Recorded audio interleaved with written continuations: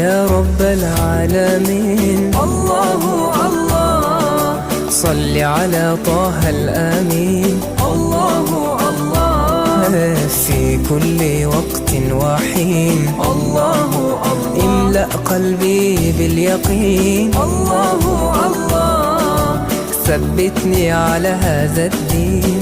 الله الله واغفر لي والمسلمين. الله الله حسبي ربي جل الله.